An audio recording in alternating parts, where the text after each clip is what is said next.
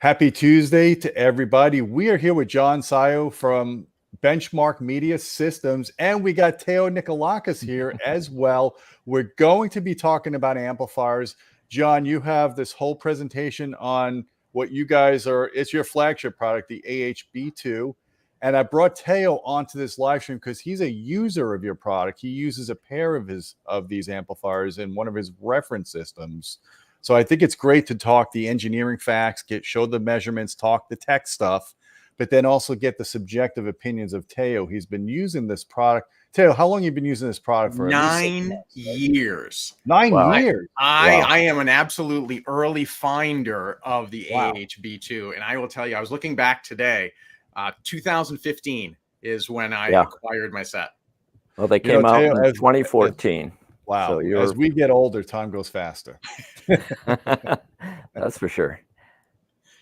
So I'm going to share, I'm going to put this slide presentation here that you have, John, and you can kind of go over all the engineering details with us. And let me get our us on camera as well here. There you go. All right. So the AHB2 Power Amplifier, it looks like a big product when you look at this picture, but it's not a big, heavy box. It's not a 70 or 80 pound. Yeah, let me show you holding it. You're holding it in palm of your hand, basically. Yeah. It's almost like a mini-me amplifier. And it comes in a rack mount version too. It just has a different faceplate, and that's the one that I have. So before we get into this, what's the retail of this amplifier, and what are the power ratings? 8 ohms, 4 ohms, and then bridge. $34.99. $34.99. It's a stereo amplifier, right? It's a stereo amplifier with a switch on the back that flips it into bridge mono, and you get just about a doubling of power when you go to bridge mono. And what I'm going to show you here today, a lot of this has never been disclosed, so you're going to hear some new stuff about what's inside this amplifier. So it's kind of a unique exploration of what's inside the box. One of the things that it has is we've got 2 THX patents that protect some of the design. The design in general is a real fresh start where we basically threw out all the rules for power amp design and kind of started from scratch. So it's an entirely unique design. It's in a class by itself, and it breaks many of the traditional design rules. I like to say it's radically different and radically better. And it's got a combination of THX technology and some of Benchmark's technologies combined together. It was a joint project between THX and Benchmark. Gotcha. Let's go on to, all right, so we're looking here at distortion versus, I can't see the y-axis. That's power? Distortion versus output power. And we're sweeping all the way up to 477 watts here. We're running bridge mono. This happens to be running bridge mono into 6 ohms. There's 2 traces on there. One is the no load THD, and one is the 3 ohm load THD. So heavily loaded or no load, we've got exactly the same performance. The green and the red, you see slightly different switch points on the AHB2, not the AHB2, but the audio precision test system. Basically, most of those discrepancies have to do with where the relays actually change in the audio precision. So we're at the limits of the audio precision test station with a 3 ohm load or with no load. The highest performance at any price point, 132 dB signal to noise ratio, 135 dB signal to noise ratio if we go into mono. THD is minus 119 dB at full power.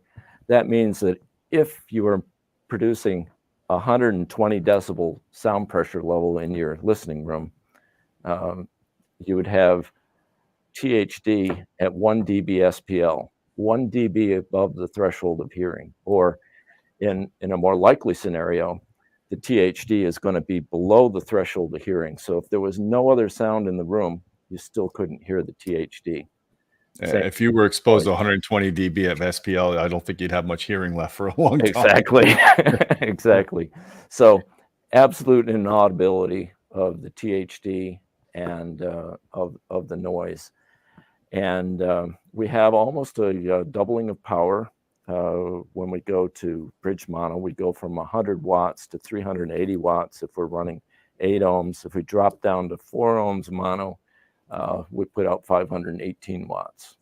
So two questions I have for you on that is the amp, if you put it in bridge mode, that means the amplifier sees half the load impedance on each leg.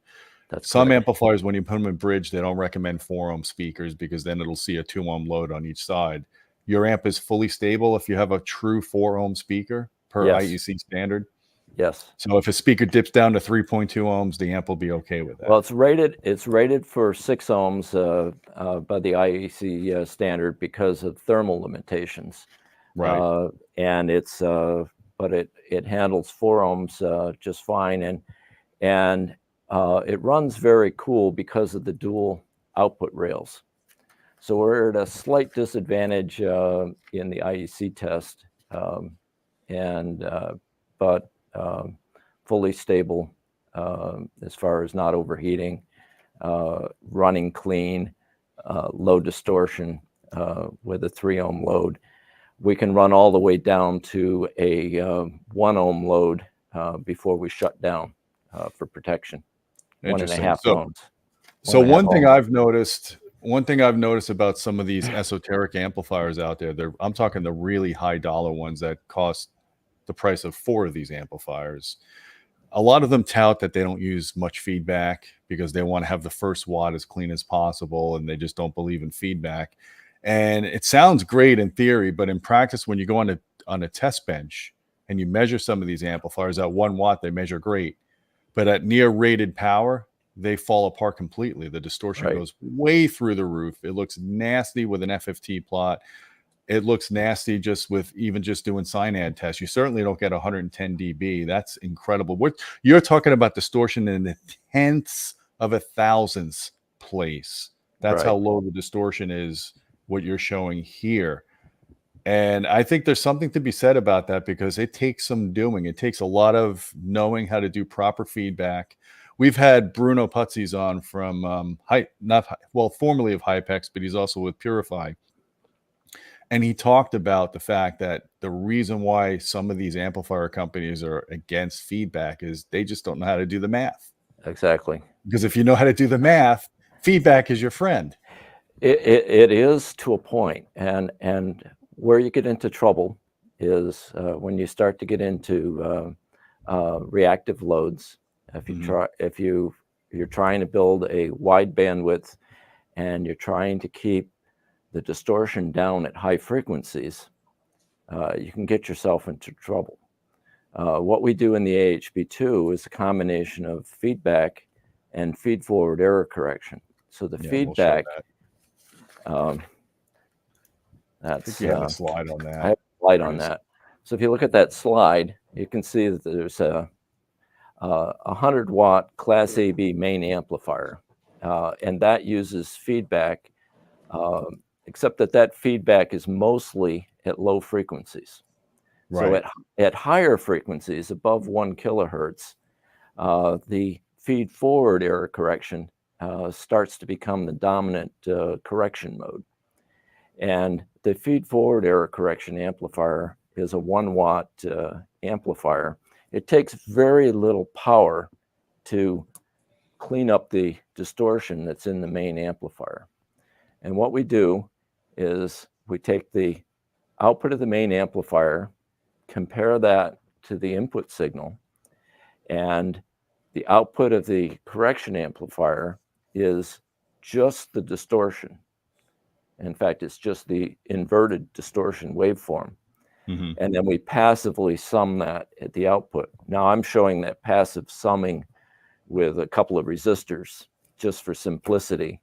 It's actually a little bit more quite a bit more complicated than that. There is a high pass and low pass component to that, so that we're using more feedback at low frequencies and more feed forward at high frequencies.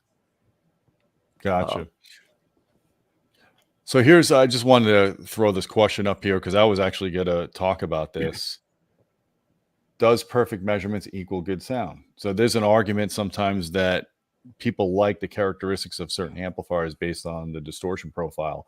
Now, my answer to that is when you're doing sound production, when you're creating sound, whether you're amplifying a guitar or drums or whatever, it makes sense to add distortion to the recording if you like the sound of it, right?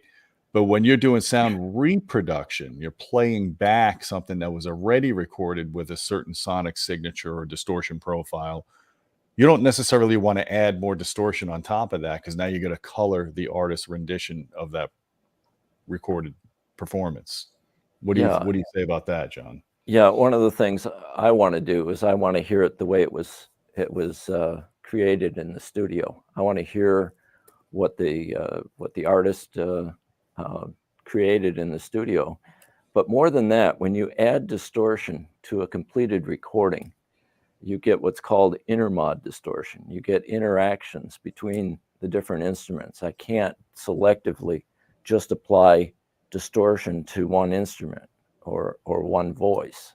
Right. I'm applying it to the whole, and all of those are interacting with each other. And so I get intermod distortion instead of what would have been maybe a nice, pleasing, even harmonic distortion. I end up with a mess of distortion that's a product of all the instruments interacting with each other. So looking at this picture here, I don't see a giant toroid. Obviously, you're not using a linear power supply with this amplifier. No, if you look at these two slides here, it doesn't, on the inside, it doesn't look anything like a conventional amplifier. And if you go to the next slide, we can look at the front view here. Starting at the top, there's a top cover. Right below the top cover, you'll see a magnetic shield. Just below that magnetic shield, you'll see a switch mode power supply. And then below that, you'll see a thicker magnetic shield, which is the magnetic shield between the switch mode power supply and the linear Class AB amplifier. And also on that lower board is the Class A correction amplifier and the protection system. And if you go to the next slide, that's the switch mode power supply. And what you'll see are some large round components there that a couple of them have stickers on the top of them. Those are the transformers and inductors. They're running at high frequencies, around a megahertz. And because they're running at very high frequencies, that makes the magnetic components much smaller. And with smaller magnetic components, we have smaller, and actually much smaller, stray magnetic fields. And to improve that even further, our magnetics are encased in ferrite cores. Those are called pot cores. So there's a toroid inside there, but you can't see it because it's fully encased in a ferrite core. So the combination of all of these things and the fact that the 1 megahertz switching frequency is way above the audio band, we don't have the usual magnetic interference from the power supply talking to the analog circuit board, talking to the analog circuits. And the biggest cause of line-related hum and noise in a conventional power amplifier is magnetic interference. It's not conducted interference. So magnetic fields are picked up by the traces on the circuit board, And so if we wanted to have the same level of performance with a linear power supply, we'd have to have the linear power supply off in one box and the power amplifier in a separate box with a umbilical cord between the two. And heaven forbid you stack one on top of the other, because they would talk. Yeah. Yeah, I mean, that is a problem that I've seen on some of these more budget-friendly amplifiers with linear power supplies. You could see when you do an FFT on them, you could see hum at 60 hertz and, of course, at 120 through the rectifiers. Yep. Something that's very measurable, and sometimes it can be audible depending on, you know, how bad it is. Yep. And this is what's missing: the usual toroid transformer at the top of that picture, large bank of capacitors. As most conventional power amplifiers rely on capacitive storage. They don't have a regulated power supply. You're using a bridge rectifier to charge capacitors. The charge on those capacitors goes up and down as the line voltage goes up and down. So if you're running 120 volt line voltage, you're going to get the full rated power out of the amplifier. If your line voltage drops down to 90 volts, you have a lot less power available. Also, the charge on those capacitors is going up and down with the audio. And so, you know, the manufacturers like to brag about how much capacitive storage they've got. And you open up some amplifiers and they've got large banks of storage capacitors.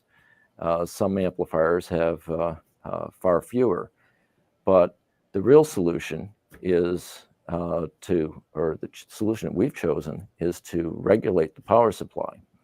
And because we're using a switch mode power supply, we have the luxury of doing regulation without a efficiency penalty. So we have a 95% efficient switch mode power supply that's fully regulated. See, and that's an important point, because I've seen amplifiers in the past. We're talking, showing my age again, 20 years ago, where I've seen linear amplifiers with linear power supplies. They try to regulate the supply, and they did a good job with the regulation from when I measured them. But the problem was all the drop-off voltage through the regulation was dissipating 30 to 40% of that power just through the regulators.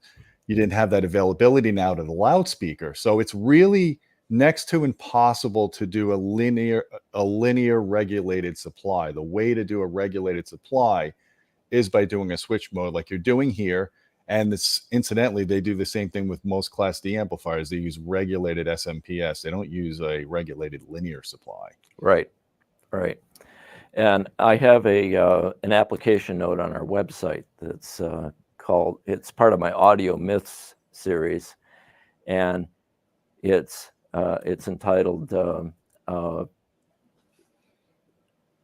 Switch Mode Power, Audio Myths, Switch Mode Power Supplies are noisy.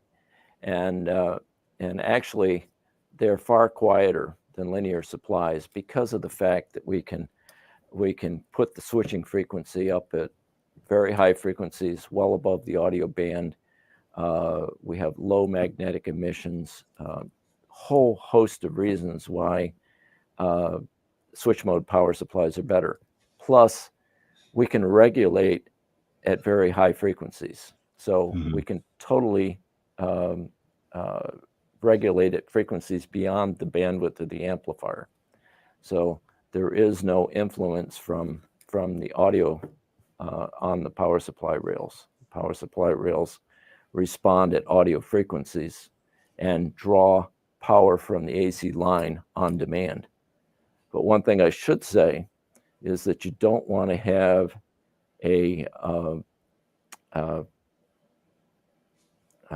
power conditioner in front of the AHB2, because the AHB2 is very apt to overload your power conditioner. Yeah, and most power conditioners, that's the thing about a lot of these power conditioners, most of them aren't even, they're very hard to find 20 amp ones, right? Most of them are 15 amp, but they will current limit at like 12 amps. Mm-hmm. And then the ones that are transformer isolated, you're going to have more losses through them.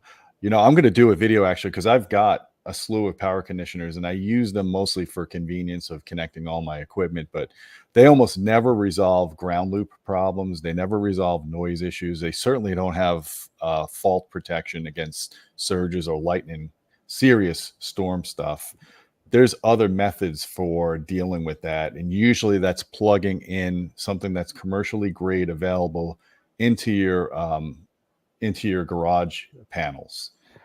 Not doing the power conditioning not at your system side, but through your sub panels is really the best way to do it. I mean, there is one thing that they will do for a conventional power amplifier, and that is that they'll keep the output power at the rated power even when your line voltage sags. If they're regulated. If they're regulated. Yeah, most of them aren't regulated. Yeah, the ones that are regulated. We give you full power at any line voltage down to 90 volts. So the regulation, the power conditioning is all built into the AHB2, and it's counterproductive to try to add it ahead of the AHB2 because the AHB2 is probably going to overload your power conditioner and cause the output of the power conditioner to drop below 90 volts. So if you're guaranteeing rated power down to 90 volts in a domestic situation, that means that this amplifier has some really high current devices in it, because if your line voltage is dropping like that, you have to make up for it to get the same power. You have to bring in more current. That's correct. Absolutely. It's a lot of things people don't consider. I mean, this is an amplifier that's not just designed for consumer, but this is designed for pro environments, right? And it's also designed to run in Japan, where they have 100 volt power. Yeah. And so we have to be able to run at 90 volt power and put out full output at 90 volts in. Does it auto switch based on your voltage, or do you have a switch in the back? Yeah, okay. So it auto switches as well. So it's got two ranges, a high range and a low range, and it's auto sensing. So even though this amplifier is not Class D, the fact that you're using dual output rails for a high rail and a low rail makes it much more efficient, especially at low power, than a conventional linear AB design. Yeah, that's correct. And one of the normal problems with doing dual output rails is not only do you have a zero crossing that you have to clean up, but you have a positive crossing between one rail and the high rail, and down on the negative side you've got another voltage crossing.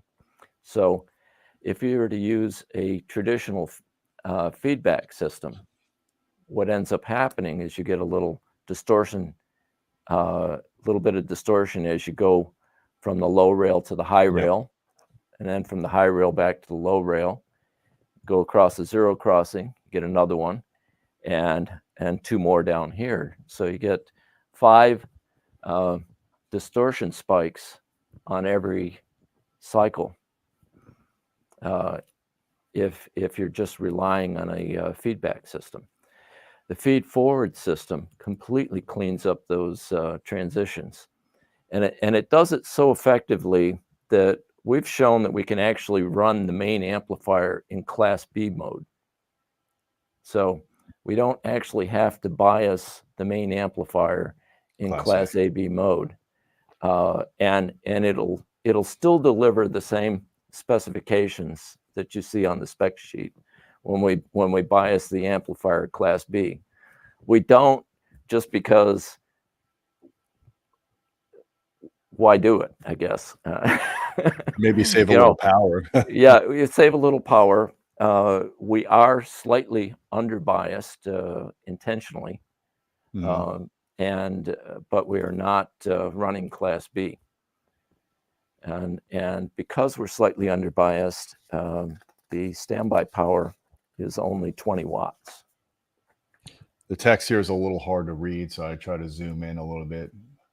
So I'm just going to read some of this talking points to people if they can't read the slide. It's 100 watts, Class AB, main amplifiers. That's at 8 ohms, not bridged. 16 output devices, 8 per channel. So that's important because that allows you to sync so much current to the loudspeaker. That's correct. Especially when you're bridging the amplifier. You need a lot of output devices that are high current rated. You've got one set of 100-watt DC rails, one set of 30-watt DC rails. All DC rails are tightly regulated. We talked about that. Real switching improves the efficiency. Class D efficiency without the Class D switching noise. No Class D IMD or THD. So are you saying that this amplifier approaches close to 90% efficiency?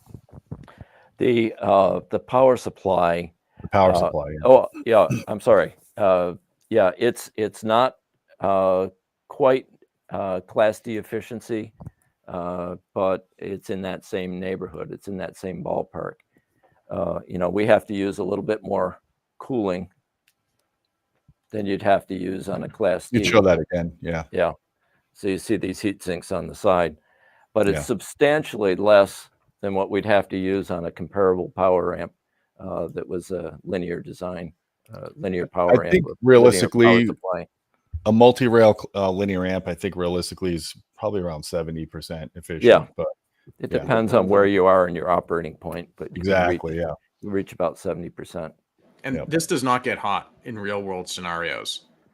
Yeah, you're a user for 9 years or so. How hot does this get in your rack? It doesn't get hot at all. It gets warm. And I'm driving this with Rebel Ultima 2 salons, and they'll dip, the salons will dip between 3 to 5 ohms. I believe it's between 17 hertz and 600. It's not super hard necessarily for the amp to drive, but doesn't matter how loud I'm playing. I can hit 90 dB and these things just keep on going. They don't break a sweat at all. Well, keep in mind, Teo, the Salon 2s are a very inefficient speaker. They're like the sensitivity is like 86 dB. Yeah. So you need a good amount of power to really drive those speakers to reach their full potential. And I'm also using it in bridge mono. So think about, I'm getting a lot of output from the 2 AHB2s that I have in my setup. And it's just, we'll talk more about it. It's just an incredibly well-designed and well-performing amplifier. Yep. So we talked about the traditional line frequency supply, a linear frequency supply, linear power supply. I'm sorry. You don't have any of the problems with magnetic interference, and just a much cleaner output and more efficient, so you can regulate.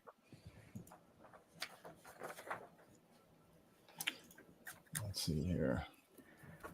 John, did you want to go over any of these talking points? It's again I think we've pretty much gone over most of this, so we can go on to the AHB2 versus Class D amplifiers, and this is a question we get a lot.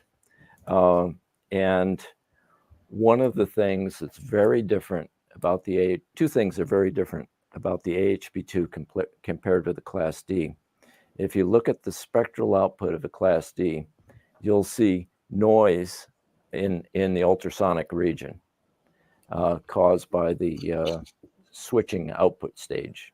Mm-hmm. And if you just jump ahead to the next slide for a second, you can see the spectrum of the AHB2. And when we're plotted out to 50, 60, 70, 80, 90 kilohertz there. Yeah. And you can see that that's, we're measuring down to minus 160 dB relative to the full output of the amplifier. And you can also see the complete absence, or just about complete absence, of any 60 hertz, any 180 hertz. You can see a slight bump at 180 hertz, bumping up to minus 150 decibels. Yeah, it means nothing at that That's level. nothing. It's nothing. Yeah. And likewise, there's a couple other little ripples there, but that's how little interference there is from the AC line. And some of that might even be the audio precision measurement system. Now, in defense of Class D, the newer Class D designs like the Purifies and the Hypex, they're a lot better at out-of-band noise than the amplifiers from 15 years ago. Absolutely. The first generation. Yeah, I mean, it's a much different ball game now. It's incredible that we have these many alternatives to boat anchors, right? Mm-hmm. We don't need to buy a 100-200 pound amplifier anymore. You can buy, how much does your amplifier weigh? It must weigh under 20 pounds, I'm guessing. Yeah. You're picking it up in one hand. Yeah. I forget what they are. About 12 pounds, I think. Yeah, it's pretty light. Yeah, that's an engineering. It's a pretty dense box. Sure. But it's about 12 pounds. So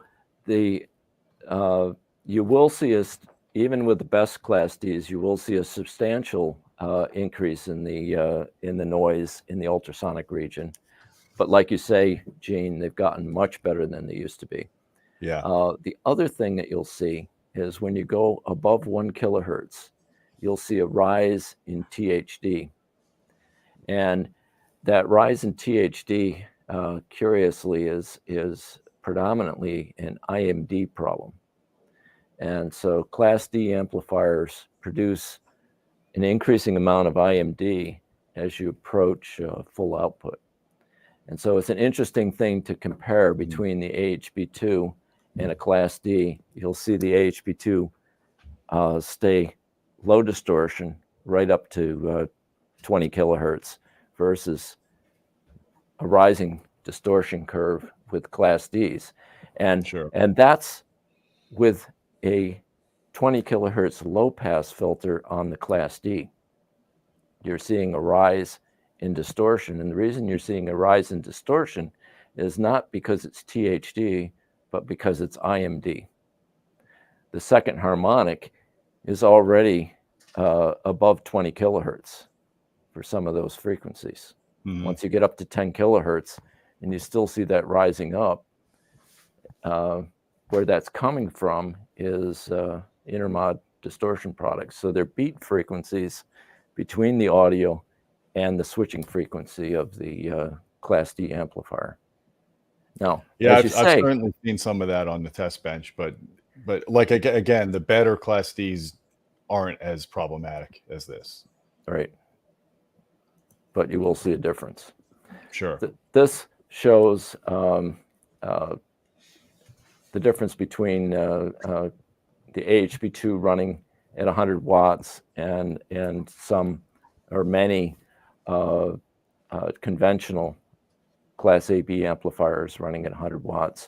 Again, due to the feed-forward error correction and the fact that we stay clean right up to full power. It's also a function of the regulated power supply rails. Yep.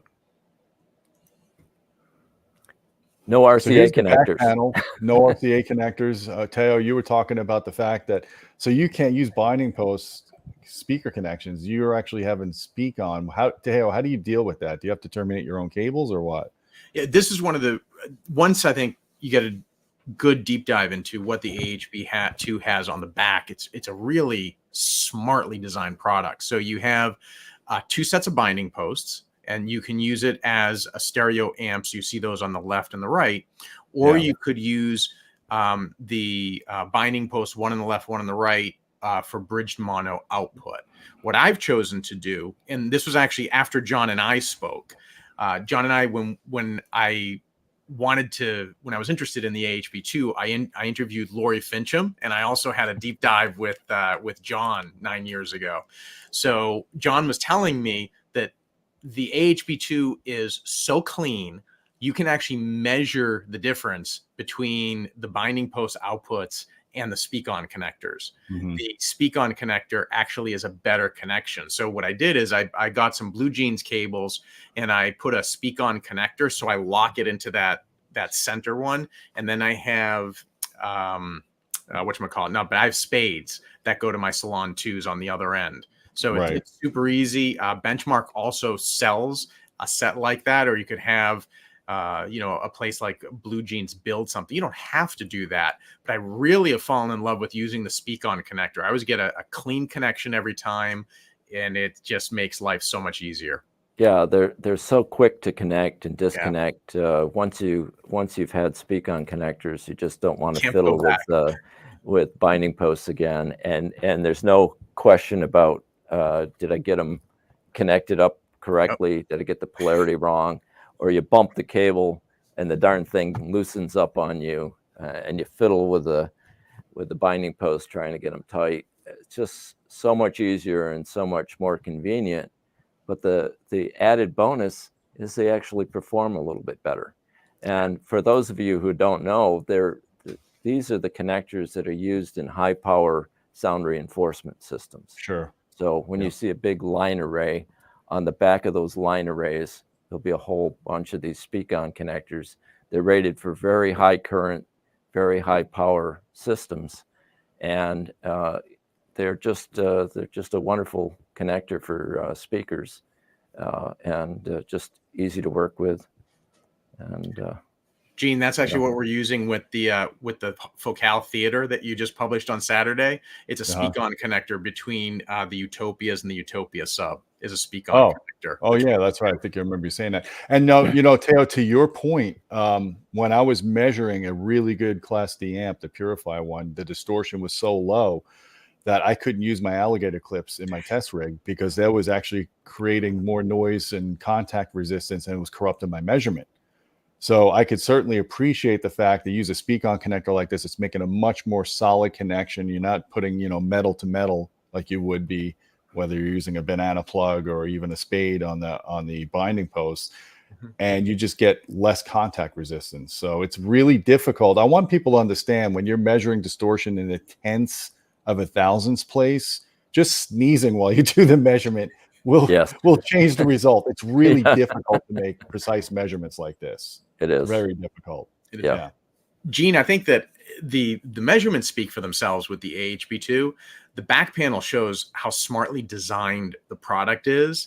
And after 9 years of using it, I've appreciated what has happened here more than anything else. So the power supply, the power cord, it's actually a locking power cord that comes with the unit. So when it's in, you actually have to slide a locking mechanism to pull it out. So you'll never have a problem with the power cord sliding out.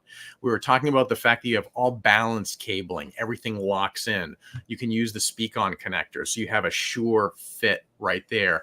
And then what is sometimes pretty unique in a power amplifier, you have two triggers that are on the left and the right. And those triggers are bi-directional.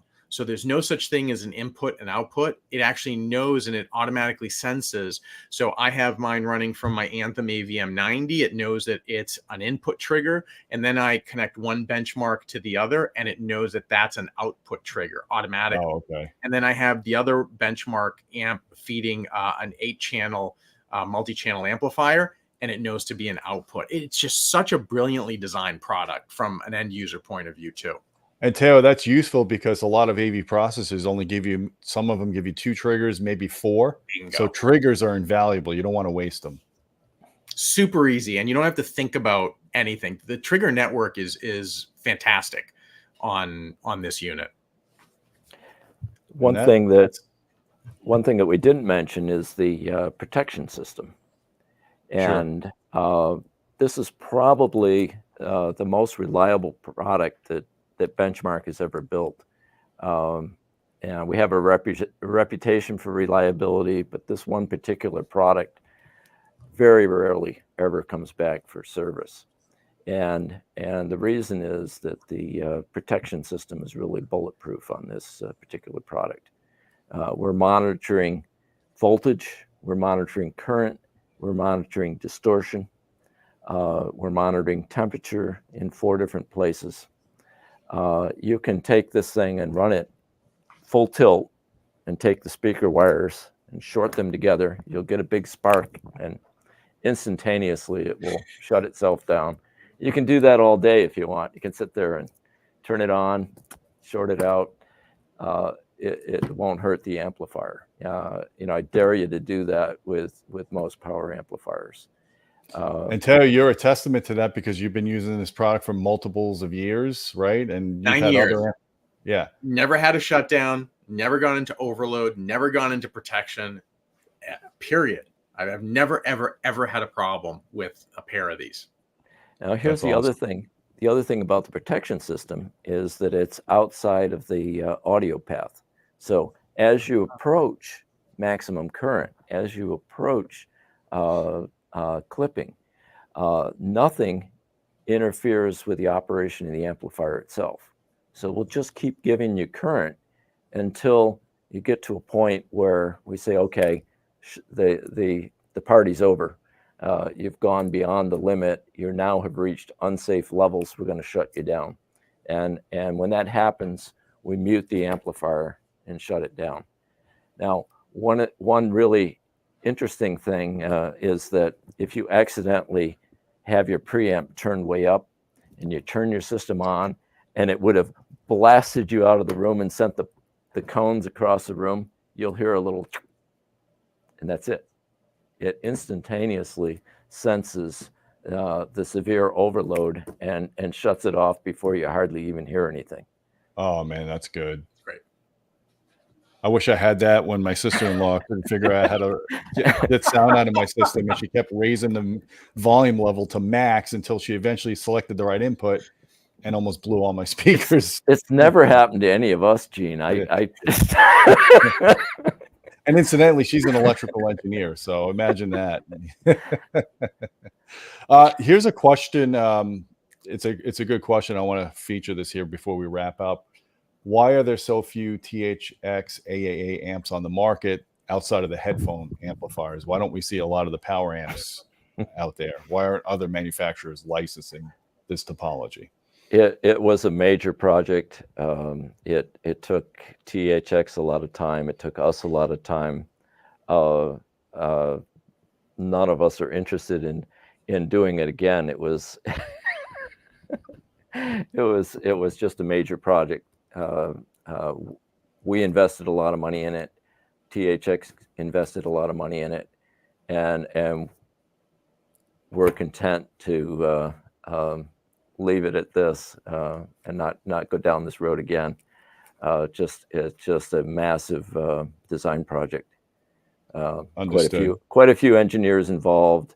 We had a THX engineer from England involved, one from Canada, one from California, one from here in New York, and our own team as well.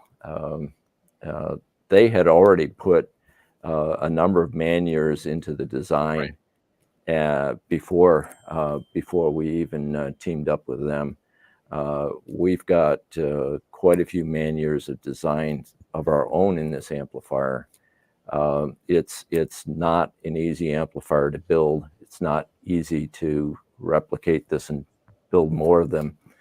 What they decided to do is focus on headphone amplifiers, which is a much more manageable scale. And you know, we've seen a number of fantastic THX AAA headphone amplifiers hit the market as a result of that. Even Monoprice makes the headphone amplifiers with the THX.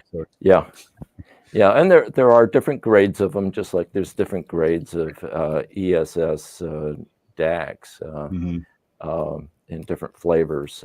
But that's more of a sweet spot for them than a massive power amp project. Sure. Gene, well, John, I appreciate you. Oh, sorry. Go ahead, Taylor. Just put some perspective what John was saying, multi-year. When I spoke with Lori, I believe THX started this project either in the early 2000s. It might have even been 2006. So then you think about THX was doing this umpteen years. The product doesn't come out till 2014.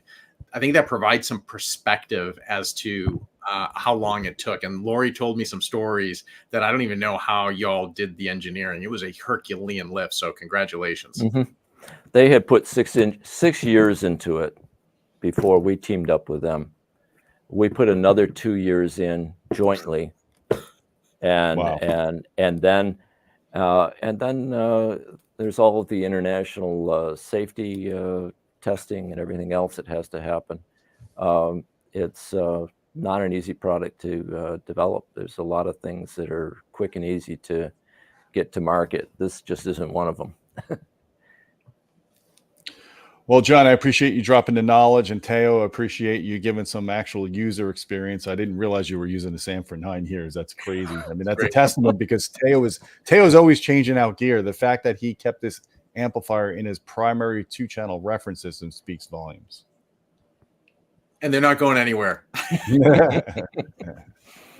Well, I'll put some links down below. So you guys basically sell your products direct. I don't think you're available on any retailers that I'm aware of. Is that correct? If people want to buy your product, they'll buy it directly from your website. We're also available on some of the larger online retailers, B&H Photo, for example, Amazon. But if you deal with us directly, you've got that direct communication with us on the phone, support from the people that really know and understand the product. Sure. Same price everywhere, but and whatever's the most convenient place to purchase it from. But yeah, personally, I would rather buy it directly from the manufacturer if that's an option, just for the support alone. So I think that's great that you offer that to your consumers. All right, guys. Well, that's a wrap. If you like this video, please hit the thumb up, hit subscribe. Don't forget about our Patreon channel at patreon.com/Audioholics. We appreciate your support. You get direct access to us if you want to suggest video topics. And until next time, my friends, keep listening.